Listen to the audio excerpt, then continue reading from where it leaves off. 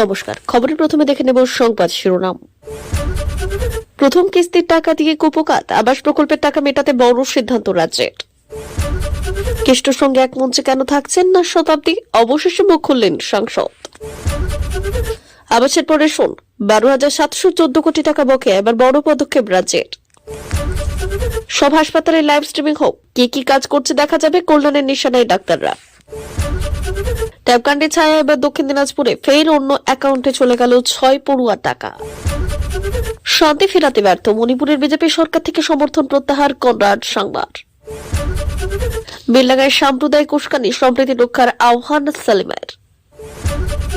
যথেষ্ট হয়েছে, এখন ব্যবস্থা নিন, কসবার ঘটনায় কড়া বার্তা ফিরহাদ হাকিমের।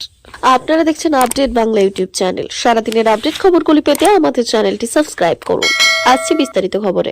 বারবার কেন্দ্রের প্রতিশ্রুতি ভঙ্গ হওয়ার পর এবার আবাস প্রকল্পে নিজস্ব কোষাগার থেকেই টাকা দেওয়ার সিদ্ধান্ত নিয়েছে পশ্চিমবঙ্গ রাজ্য সরকার। এমনিতে নিয়ম অনুযায়ী এই প্রকল্পের 60% কেন্দ্রের এবং বাকি 40% অর্থ রাজ্য সরকারের দেওয়ার কথা, কিন্তু বিগত প্রায় 2 বছর ধরে কেন্দ্রীয় সরকারের তরফে এই প্রকল্পের বরাদ্দ বন্ধ রাখা হয়েছে। আবার অপর পক্ষের দাবি, দিনে দিনে যে হারে রাজ্য সরকারের ওপর খরচের বোঝা বাড়ছে, তাতে প্রথম কিস্তির টাকা মেটানোর পর গোটা প্রকল্প চালানোর টাকা কোথা দিয়ে আসবে তা নিয়ে চিন্তায় পড়ে গিয়েছে রাজ্যের অর্থ দপ্তর। এ প্রসঙ্গে পঞ্চায়েত মন্ত্রী প্রদীপ মজুমদার বলছেন, এবারের বাজেটে রাজ্যের ভাগের 40% টাকা ধরাই আছে। দপ্তরের বাজেট থেকে প্রথম কিস্তির টাকা দেওয়া যাবে, দরকার হলে কিছুটা আরো বরাদ্দ করা যায়। প্রসঙ্গত 2022 সালের নভেম্বরে 11 লক্ষ উপভোক্তা সম্বলিত একটি তালিকা কেন্দ্রীয় সরকারের অনুমোদন পেয়েছিল, আর সেই তালিকা অনুযায়ী আবাস প্রকল্পের উপভোক্তাদের বাড়ি তৈরির টাকা দেওয়ার কথা ঘোষণা করেছিল রাজ্য সরকার। ইতিমধ্যে শুরু হয়ে গিয়েছে তার প্রস্তুতি। জানা যাচ্ছে এই প্রকল্পে মোট 11 লক্ষ উপভোক্তা মাথাপিছু 1,20,000 টাকা করে পাবেন। বিশেষজ্ঞদের একাংশ জানাচ্ছেন, এই হিসেব অনুযায়ী এই প্রকল্পের জন্য মোট 13,200 কোটি টাকা বরাদ্দ হওয়ার কথা। তার মধ্যে 60% হিসেবে কেন্দ্রের দেওয়ার কথা প্রায় 7,920 কোটি টাকা, আর রাজ্যের 40% হিসেবে প্রায় 5,280 কোটি টাকা আসার কথা। আবাসের প্রকল্পে কেন্দ্রের অনুমোদন যেহেতু এতদিন বন্ধ ছিল, তাই রাজ্যে 40% হিসেব অনুযায়ী 5,280 কোটি টাকা থাকার কথা, আর সেই টাকায় ডিসেম্বর থেকে চালু হওয়া প্রথম কিস্তির কাজে ব্যবহার করা হবে। কিন্তু পরবর্তী 2টি কিস্তির ক্ষেত্রে চলতি আর্থিক বছরেই অতিরিক্ত 1,320 কোটি টাকা বরাদ্দ করতে হবে রাজ্যকে। আর এই প্রসঙ্গে এক আধিকারিক জানিয়েছেন, অতিরিক্ত এই অর্থের ব্যবস্থা না করা যেতে পারে বিভিন্নভাবে। পঞ্চায়েত দপ্তরের বরাদ্দ, অন্যান্য খাতের খরচ কেটে অথবা বাজার থেকে ধার করে টাকা জোগাড়ের সুযোগ রয়েছে রাজ্যের কাছে। তবে প্রথম কিস্তিতে 60% না 50% দেওয়া হবে, সেই সিদ্ধান্ত হবে শীঘ্রই। গত লোকসভা নির্বাচনে বিপুল ভোটে জয়ী হওয়ার পর তৃণমূল সাংসদ শতাব্দী রায় বলেছিলেন, কেষ্টতার সঙ্গে দেখা করে আসবো, কিন্তু তা কেষ্ট ফিরলেও দেখা হয়নি দুজনের। তবে কি অনুব্রতর ফেরায় না খুশ শতাব্দী? রবিবার রামপুরহাটে দলীয় কর্মীর একটি সভা থেকে সেই প্রসঙ্গই তুললেন তৃণমূল সাংসদ। জানালেন, এখনো কেন দেখা করেননি কেষ্টর সঙ্গে। প্রসঙ্গত জেল থেকে ফেরার পর যখন শতাব্দীর কাছে প্রথম পৌঁছেছিল, সেই সময় তাকে বলতে শোনা গিয়েছিল, ভালো, খুব ভালো। যে কর্মীদের সঙ্গে সম্পর্ক ভালো রাখার তারা খুশি। আর সেই দিন থেকেই রাজনীতির অলি গলিতে প্রশ্ন ঘুরপাক খাচ্ছিল, যাদের সঙ্গে সম্পর্ক ভালো শুধু কি তারাই খুশি? এরপর কেষ্ট ফিরে এসে জেলায় একাধিক বিজয় সম্মেলনের অনুষ্ঠান করেছেন, কিন্তু তার সঙ্গে একই মঞ্চ ভাগ করে নিতে দেখা যায়নি শতাব্দী বা কাজল কাউকে। কেন? শনিবার শতাব্দী উত্তর দিলেন সেই প্রশ্নেরই। বললেন, হ্যাঁ, দেখা হয়নি, ওর সঙ্গে মিটিং হয়নি, আর যদি আসতেন তখন দেখা হতো। বস্তুত এই দিন কোর কমিটির বৈঠক নিয়ে মুখ খুললেন শতাব্দী। বললেন, মমতা বন্দ্যোপাধ্যায় ও অভিষেক বন্দ্যোপাধ্যায়ের সিদ্ধান্তের উপর দল চলে, এর উপরে কিছু বলার নেই। আমি শুনেছি অনুব্রত মণ্ডল কোর কমিটির সদস্য হয়েছেন, 6 জন ছিল 7 জন হয়েছেন, চেয়ারপারসন হলে আমরা জানতে পারবো। কেন্দ্রের সাথে রাজ্যে চাপানো তো নতুন নয়। প্রায় 2 বছর ধরে বিভিন্ন কারণ দেখিয়ে আবাস যোজনা থেকে শুরু করে 100 দিনের কাজ, একাধিক প্রকল্পের টাকা আটকে রেখেছে কেন্দ্র। একইভাবে রেশন প্রকল্পে রাজ্যের কাছে বকেয়া রয়ে গেছে কেন্দ্রের। ইতিপূর্বে একাধিকবার কেন্দ্র বনাম রাজ্যের রেশারেশির ছবি ধরা পড়েছে। রাজ্য সরকার চাষিদের থেকে ধান কেটে তা থেকে চাল উৎপাদন করে, এই ক্ষেত্রে চালু রয়েছে একটি নির্দিষ্ট নিয়ম, আর এই নিয়ম অনুযায়ী রাইস মিল থেকে রাজ্য সরকারের গুদামে চাল চলে এলেই কেন্দ্রীয় সরকার পর্যায়ক্রমে টাকা দিতে শুরু করে। কিন্তু 2023 থেকে 2024 অর্থবর্ষে কেন্দ্রীয় সরকার এখনো পর্যন্ত এই খাতে কোনো টাকা না দেওয়ায় বিপুল পরিমাণ টাকা রয়েছে বকেয়া। এই মুহূর্তে এই প্রকল্পের আওতায় রেশনের জন্য কেন্দ্রের মোট 12,714 কোটি টাকা বাকি রয়ে গিয়েছে। সরকারি প্রকল্পে টাকা নিয়ে কেন্দ্র বনাম রাজ্যের চাপানোত্তর বহুদিনের। মুখ্যমন্ত্রী মমতা বন্দ্যোপাধ্যায়ও একাধিকবার কেন্দ্রের বঞ্চনার বিরুদ্ধে সরব হয়েছেন। এবার এই বকেয়া টাকা ফেরত চেয়ে কেন্দ্রীয় খাদ্য মন্ত্রককে চিঠি লিখেছে রাজ্যের খাদ্য দপ্তর। সেখানে অনুরোধ জানানো হয়েছে যত দ্রুত সম্ভব ওই বকেয়া টাকা তাদের মিটিয়ে দেওয়া হয়। যাতে চিঠিতে উল্লেখ করা হয়েছে রেশন ব্যবস্থা সুষ্ঠুভাবে চালানোর জন্য ওই টাকার প্রয়োজন। ওই চিঠিতে খাদ্য দপ্তরের আধিকারিক বেশ কিছু বিষয় উল্লেখ করেছেন। তিনি জানিয়েছেন, নভেম্বরের 2 তারিখ থেকে PMJKAY এর নাম এবং লোগো ছাপানো স্লিপ ইস্যু করা শুরু হয়েছে। রেশন দোকানের ইপস মেশিন থেকে ওই স্লিপ বের হচ্ছে, আর সেই স্লিপের কয়েকটা নমুনাও চিঠির সঙ্গে পাঠিয়ে দিয়েছেন খাদ্য দপ্তরের আধিকারিকরা। ওই স্লিপে গ্রাহকদের পরিবার পিছু কেন্দ্রীয় সরকারের কত টাকা খরচ হচ্ছে তারও উল্লেখ করা হয়েছে। এছাড়া PMJKAY নাম এবং লোগো রয়েছে ওই স্লিপে। অর্থাৎ খাদ্য দপ্তরের আধিকারিকদের তরফ থেকে চিঠিতে স্পষ্ট করে দেওয়া হয়েছে যে বকেয়া টাকা দেওয়ার শর্ত হিসেবে কেন্দ্রীয় সরকার ওই স্লিপ ইস্যু করার জন্য এতদিন চাপে রেখেছিল রাজ্যকে। তাই এবার ওই স্লিপ ইস্যু করে দেওয়ায় টাকা পাওয়ার ব্যাপারে আশাবাদী রাজ্যের খাদ্য দপ্তর। কিন্তু কেন্দ্রের সমস্ত শর্ত মেনে নেওয়ার পরেও আগামী দিনে ওই রেশন প্রকল্পের বকেয়া টাকা কেন্দ্র ফেরত দেবে কিনা তা নিয়ে সংশয় রয়েছে। আজিকর কাণ্ডের প্রতিবাদে সরব হওয়া জুনিয়র ডাক্তারদের ফের নিশানা করলেন তৃণমূল সাংসদ কল্যাণ বন্দ্যোপাধ্যায়। বিচারের দাবি তো বটেই, হাসপাতালের সুরক্ষায় একাধিক পদক্ষেপের কথা বলেও আন্দোলন চালাচ্ছে West Bengal junior doctors front. West Bengal junior doctors front রাজ্য সরকারের সঙ্গে একাধিকবার বৈঠক করেছিলেন, তবে প্রতিবারই তাদের দাবি ছিল লাইভ স্ট্রিমিং এর। বারবার সেই দাবি নাকচ করা হলেও শেষমেশ মুখ্যমন্ত্রী মমতা বন্দ্যোপাধ্যায় জুনিয়র ডাক্তারদের সঙ্গে বৈঠকে সরাসরি সম্প্রচার করেছিলেন। এখন কল্যাণ চাইছেন হাসপাতালেও লাইভ স্ট্রিমিং এর ব্যবস্থা করা হোক, তাহলে ডাক্তাররা কি কাজ করছেন তা স্পষ্ট হবে। হুগলির উত্তরপাড়ায় একটি রক্তদান শিবিরের অনুষ্ঠানে যোগ দিয়েছিলেন শ্রীরামপুরের তৃণমূল সাংসদ কল্যাণ বন্দ্যোপাধ্যায়। জুনিয়র ডাক্তারদের নিশানা করে তার বক্তব্য, নিজেরা হাসপাতালে কাজ করবে না, রোগীদের বড় বড় নার্সিং হোমে পাঠিয়ে দেবে। আমি সরকারের কাছে আবেদন করব, হাসপাতালে সব লাইভ স্ট্রিমিং করুন। কোন ডাক্তার কি কাজ করছে, কোন রোগীর কি চিকিৎসা করছেন তা যেন সব আমরা দেখতে পাই, এমনকি রোগীর পরিবারও দেখতে পান। ডক্টরস ফ্রন্টের পাল্টা তৈরি সংগঠন জুনিয়র ডক্টরস অ্যাসোসিয়েশন ইতিমধ্যে রোগী পরিষেবা ব্যাহত হচ্ছে বলে অভিযোগ তুলে নিশানা করছে অনিকেত মাহাতো, দেবাশিস হালদার।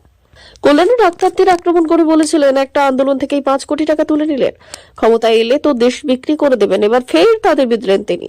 তার কটাক্ষ কোন সিনিয়র ডাক্তার এই পথে যাননি। তারা জানে মানুষের পরিষেবা তাদের কাছে বড়। হঠাৎ করেই কয়েকজন ছেলেমেয়ে শুধু বিপ্লব আরম্ভ করলো। আরজি করের আন্দোলন থেকে রাজ্য সরকারের বিস্তর সমালোচনা করা হয়। এই ইস্যুতে কল্যাণ বন্দ্যোপাধ্যায় বললেন, কেউ কেউ ভেবেছিলেন নাচ গান করলে রাস্তায় ছবি আঁকলেই 14 তলায় উঠে সরকার গঠন করে দেবে। এই সব হয় না। এই ক্ষেত্রে তারা নিশানায় রয়েছে তাদের বিরোধী দলগুলিও। তৃণমূল সাংসদদের কথায় পশ্চিমবাংলায় আর অন্য কোনো রাজনৈতিক দল নেই। সিপিএম কে কেউ কেউ দেখতে পান কোথাও কোথাও। আর বিজেপির আরো হাল খারাপ। 2026 সালে বিজেপির কোনো বিরোধী দলনেতা থাকবে না, দাবি করেছেন কল্যাণ। ট্যাব দুর্নীতির ছায়া এবার দক্ষিণ দিনাজপুর জেলায়। এবার ট্যাব কেনার সরকারি অনুমোদন পেল না জেলার 6 জন পড়ুয়া। বদলে সেই টাকা চলে গেল চোপড়ার বিভিন্ন অ্যাকাউন্টে। এক স্কুলে 6 পড়ুয়া ট্যাবের টাকা অন্য অ্যাকাউন্টে চলে যাওয়ায় শোরগোল পড়ে গিয়েছে দক্ষিণ দিনাজপুরের তপন ব্লকে। ঘটনাটি ঘটেছে RCA মাগুরপুর উচ্চ বিদ্যালয়ে। অভিযোগ, ওই স্কুলে তরুণের স্বপ্ন প্রকল্পে 102 জন পড়ুয়ার ট্যাবের টাকা পাওয়ার কথা ছিল, আর সেই মতো গত অক্টোবর মাসে ওই পড়ুয়াদের মধ্যে 96 জনের টাকা অ্যাকাউন্টে ঢুকে যায়, কিন্তু 6 জন সেই টাকা পাননি। এরপর ব্যাংকে গিয়ে খোঁজ নিতে জানা যায় স্কুলের তরফে আপলোড করা নথিতে ওই 6 জন পড়ুয়ার ব্যাংক অ্যাকাউন্ট বদলে গিয়েছে। স্কুলের তরফে এমনই অভিযোগ পেতেই নড়ে চড়ে বসেছে সাইবার ক্রাইম থানা। তদন্তে জানা গিয়েছে ওই ব্যাংক অ্যাকাউন্টগুলির প্রতিটি আলাদা আলাদা শাখার হলেও সবকটি ঠিকানায় উত্তর দিনাজপুর জেলা চোপড়া ব্লকে। দ্রুত অভিযুক্তদের শনাক্ত করে কড়া পদক্ষেপ নেওয়া হবে বলে জানিয়েছেন পুলিশ। এ বিষয়ে স্কুলের ভারপ্রাপ্ত প্রধান শিক্ষক সঞ্জয় সেন বললেন, এক পড়ুয়া প্রথমে এসে জানায় ট্যাবের টাকা তার অ্যাকাউন্টে ঢোকেনি, আর এরপরই আর কার কার অ্যাকাউন্টে টাকা ঢোকেনি জানতে নোটিশ জারি করা হয়। মোট 6 জন এমন পড়ুয়াকে পাওয়া যায় যাদের অ্যাকাউন্টে টাকা ঢোকেনি। খোঁজ নিয়ে দেখা যায় ওই পড়ুয়াদের টাকা অন্যের অ্যাকাউন্টে ঢুকেছে। যাদের অ্যাকাউন্টে টাকা ঢুকেছে তারা সবাই উত্তর দিনাজপুর জেলার চোপড়া ব্লকের বাসিন্দা। রাজ্য সরকার তরুণের স্বপ্ন প্রকল্পের অধীনে ট্যাব কেনার জন্য একাদশ এবং দ্বাদশ শ্রেণী পড়ুয়াদের এককালী 10,000 টাকা দেয়, আর সেই টাকা সরাসরি ঢোকে পড়ুয়াদের ব্যাংক অ্যাকাউন্টে। অভিযোগ, চলতি বছরে বহু পড়ুয়ার টাকা অ্যাকাউন্টে ঢোকেনি। কোথাও কোথাও আবার অভিযোগ একজনের টাকা চলে গিয়েছে অন্য জনের অ্যাকাউন্টে। এছাড়াও হ্যাক করে ট্যাবের টাকা পড়ুয়াদের ব্যাংক অ্যাকাউন্ট থেকে হাতানোর অভিযোগ উঠেছে। সব থেকে বেশি অভিযোগ উঠেছে পূর্ব বর্ধমান থেকে। এখনো পর্যন্ত ট্যাব কেলেঙ্কারিতে নাম জড়িয়েছে রাজ্যের অন্তত 15টি জেলার। তদন্তে নেমে কলকাতা পুলিশের প্রাথমিক অনুমান ট্যাব জালিয়াতি চক্রের আঁতুড়ঘর উত্তর দিনাজপুরের চোপড়া এবং তার সংলগ্ন এলাকা। মণিপুরের বিজেপি সরকারের থেকে সমর্থন প্রত্যাহার করল কনরাড সাংমার দল NPP। গত কয়েকদিনে ফের উত্তপ্ত হয়ে উঠেছে মণিপুরের পরিস্থিতি। সব মিলিয়ে 6 জন মেহিতকে অপহরণ করে খুনের অভিযোগ উঠেছে কুকিদের বিরুদ্ধে। এহেন পরিস্থিতিতে সরকারকে দোষেছেন মেঘালয়ের মুখ্যমন্ত্রী। শান্তি রক্ষায় ব্যর্থ বলে বিজেপি সরকারকে তোপ দেগে সমর্থন প্রত্যাহার করার সিদ্ধান্ত নিয়েছেন তিনি। রবিবার বিকেলে মণিপুরের এক নদী থেকে 2 অপহৃত মেতেইয়ের মুন্ডহীন দেহ উদ্ধার হয়। 2 বছরের এক শিশু এবং ঠাকুমার দেহ উদ্ধার হয়েছে বলে জানা গিয়েছে। তারপরেই জানা যায় মণিপুরের বিজেপি সরকারের থেকে সমর্থন প্রত্যাহার করেছে NPP। উল্লেখ্য, বর্তমানে কনরাড সাংবার দলের 7 জন বিধায়ক রয়েছেন মণিপুরের বিধানসভায়। অন্যদিকে মণিপুরের পরিস্থিতি ফের অগ্নিগর্ভ হয়ে ওঠার পেছনে নিজের নির্বাচনী প্রচার সভা বাতিল করেছেন কেন্দ্রীয় স্বরাষ্ট্রমন্ত্রী অমিত শাহ। ভোটমুখী মহারাষ্ট্রে রবিবার তার 4টি সভা করার কথা ছিল, কিন্তু শনিবার থেকে মণিপুর আরও অশান্ত হওয়ার খবর পেয়েই বিদর্ভের সভাগুলো বাতিল করে দিয়েছেন শাহ। নাগপুর থেকে তিনি ফিরে গিয়েছেন দিল্লিতে। তারপরেই মণিপুরের নিরাপত্তা পরিস্থিতি খতিয়ে দেখেছেন তিনি। মুর্শিদাবাদের বেলডাঙ্গায় হিন্দুত্ববাদী সাম্প্রদায়িক শক্তির উস্কানি সৃষ্টির অপচেষ্টার বিরুদ্ধে প্রশাসনকে কড়া ব্যবস্থা নেওয়ার দাবি জানিয়েছেন সিপিআইএম রাজ্য সম্পাদক মোহাম্মদ সালেম। শনিবার এক বিবৃতিতে তিনি বলেছেন, পুজো মণ্ডপের আলোকসজ্জায় অন্য ধর্মের প্রতি অবমাননা করে অশালীন মন্তব্য করা হয়েছে। এই ঘটনায় এলাকায় তীব্র প্রতিক্রিয়ার সৃষ্টি হয়েছে। সালিম এই ধরনের কার্যকলাপে তীব্র নিন্দা করে এর বিরুদ্ধে এর বিভিন্ন ব্যবস্থার দাবি জানিয়েছেন। একই সঙ্গে সাধারণ মানুষের কাছে এই ধরনের উস্কানিমূলক প্রচারে বিভ্রান্ত না হয়ে এলাকায় সম্প্রীতির পরিবেশ বজায় রাখার আবেদন জানিয়েছেন তিনি। কসবায় তৃণমূল কাউন্সিলর খুনের চেষ্টায় এই ঘটনায় পুলিশের ভূমিকা নিয়ে ক্ষোভ প্রকাশ করেছেন পুরমন্ত্রী ফিরহাদ হাকিম। ঘটনার পর সাংবাদিক বৈঠকে ফিরহাদ বললেন, যথেষ্ট হয়েছে। উত্তরপ্রদেশ, বিহার, আহমেদাবাদের সংস্কৃতি এখানে ঢুকতে দেওয়া যাবে না। এটা আমাদের সংস্কৃতি নয়। তিনি বললেন, আমাদের কাউন্সিলর যদি প্রাণ হারাতেন তার পরিবারের ক্ষতি হতো, আমাদের দলের ক্ষতি হতো। তাই পুলিশকে ব্যবস্থা নিতে বলছি। মুখ্যমন্ত্রীর বারবার অনুরোধ সত্ত্বেও কেন এত অস্ত্র আসছে? মুঙ্গের থেকে যদি অস্ত্র আসছে তাহলে তো বন্ধ করা যাচ্ছে না কেন? পুলিশ কি করছে? বুদ্ধি কোথায়? এছাড়াও ফিরহাদ বললেন, জল জমে গেলে আমাকে ব্যবস্থা নিতে হবে। একইভাবে বাইরে থেকে অস্ত্র এলে পুলিশকে আটকাতে হবে, এটা আমার কাজ নয়। এদিকে পুলিশ কমিশনার মনোজ ভার্মা ঘটনাস্থল পরিদর্শন করেছেন। এক ব্যক্তিকে জনতার হাতে ধরা হয়েছে এবং অস্ত্র উদ্ধার করা হয়েছে। এরপর আরও একজনকে আটক করা হয়েছে। তদন্ত চলছে এবং সব দিক খতিয়ে দেখা হচ্ছে। প্রিয় দর্শক, আমাদের চ্যানেলের নিয়মিত ভিডিও পেতে চ্যানেলটি সাবস্ক্রাইব করুন। ধন্যবাদ।